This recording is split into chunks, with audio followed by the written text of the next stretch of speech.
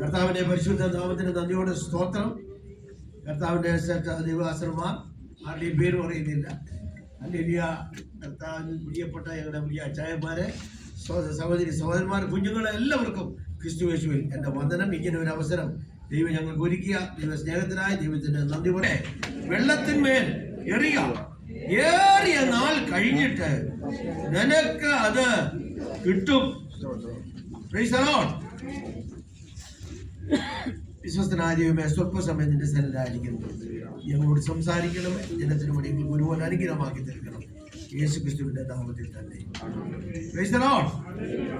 നിന്റെ അപ്പത്തെ വെള്ളത്തിൽ മേൽ അറിയുവാൻ എന്തുകൊണ്ടാണ് ശലോമോൻ ഇങ്ങനെ എഴുതാൻ കാരണം? ശലോമോന്റെ രാജ്യത്ത് നിന്ന്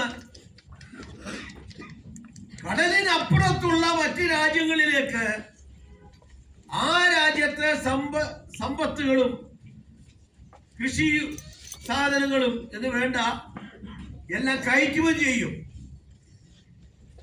എന്നാൽ നാളുകൾ കഴിഞ്ഞ് അങ്ങേ കടലിനപ്പുറത്തുള്ള ദേശത്ത് കിട്ടിയില്ലായി കൊള്ളക്കാരോ വല്ലതും അടിച്ചു മാറ്റിയാൽ അത് കിട്ടത്തില്ല.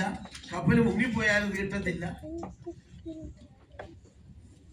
ഇതിന്റെ കാര്യം മനസ്സിലാക്കിക്കൊണ്ട് ശലോമോൻ ദൈവവിഷയമായി സമ്പന്നനായവനായ ഓർപ്പിച്ചുണർത്തുകയാണ്, നിന്റെ അപ്പത്തെ വെള്ളത്തിൽ മേലറി. അതുപോലെ അല്ല, ഇത് ഏറിയ നാൾ കഴിഞ്ഞ് നിനക്ക് അത് കിട്ടും. അടുത്തിരിക്കുന്ന കാലിന് കൈ കൊടുത്ത പോലെ കിട്ടുമെന്ന് പറയാം. കിട്ടും. എന്താണ് അത് ഏറിയ നാൾ കഴിഞ്ഞ് കിട്ടുന്നത്?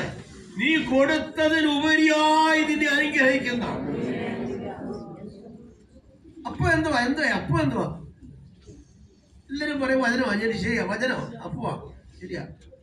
കർത്താവ് ഞാൻ സ്വർഗത്തിൽ നിന്ന് ഇറങ്ങി വന്ന ജീവന്റെ അപ്പമാകത്തു. സ്തോത്രം. സ്വർഗം തന്ന എല്ലാ നന്മകളും എല്ലാ അനുഗ്രഹങ്ങളും നിന്റെ അപ്പമാ.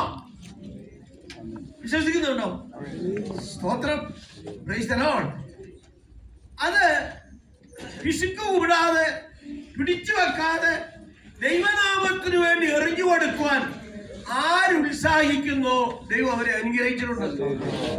എത്രയോ അനുഭവങ്ങൾ നമുക്ക് പറയാനുണ്ട് പ്രിയപ്പെട്ടവരെ. സ്തോത്രം. ഒരിക്കലും ഒരു ക്ലാസ്സില് ഒരു കുട്ടി കരയുന്നു.